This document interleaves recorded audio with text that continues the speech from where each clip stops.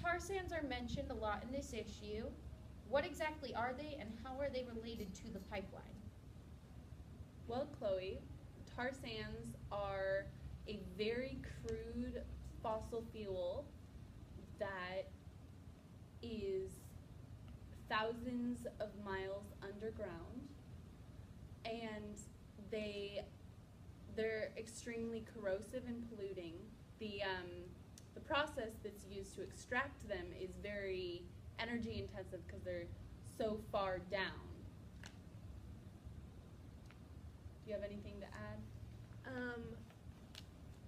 The pipeline, basically in this issue, pipeline is just going to transfer this oil to refineries in places like Steel City, Nebraska. And this pipeline will just transfer it. And whether or not this pipeline transfers the tar sands, they're still going to be extracted from the ground. This pipeline will just help the U.S. regulate where these these tar sands will go and how they will be used to make other kinds of oil and natural gas. Yes, but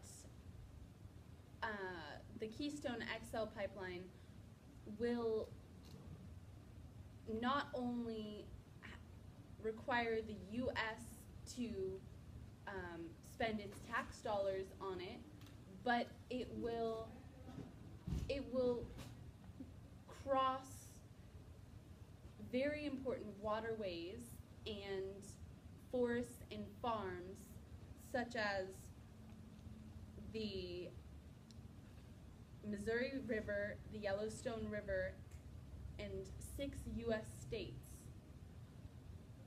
All the while, these pipes are extremely susceptible to spills.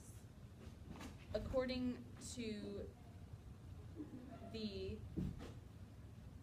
Friends of the Earth Society, TransCanada's first pipeline resulted in a dozen spills in the first decade of its being in service, and the company has communicated there's no intention of repairing the leakage detection system.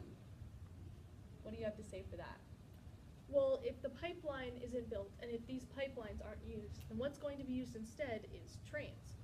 And these trains, according to the U.S. State Department, not only have a death rate that's 3 times higher than pipeline, and they have a fire and explosion rate that is 9 times that of pipelines.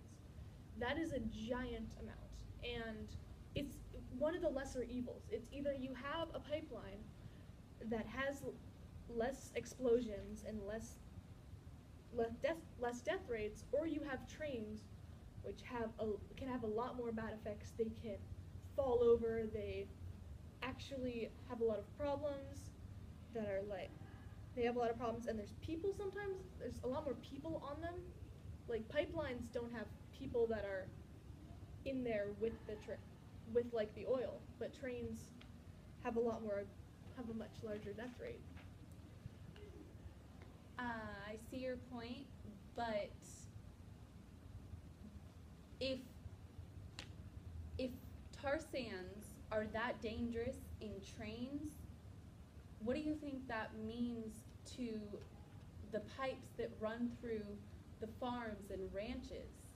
There are 1,400 farms and ranches that are going to be fragmented by this pipe if it is passed.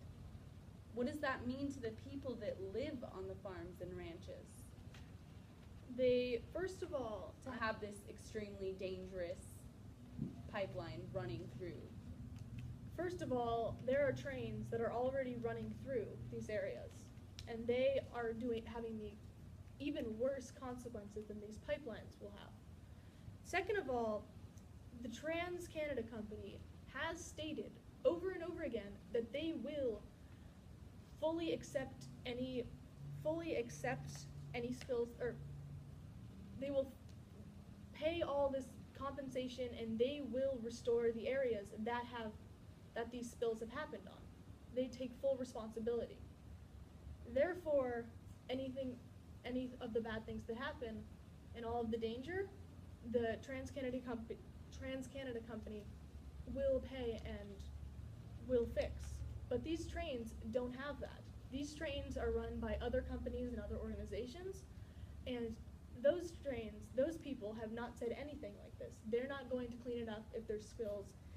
With the explosion rate 9 times higher, it seems ridiculous that they don't, but they don't.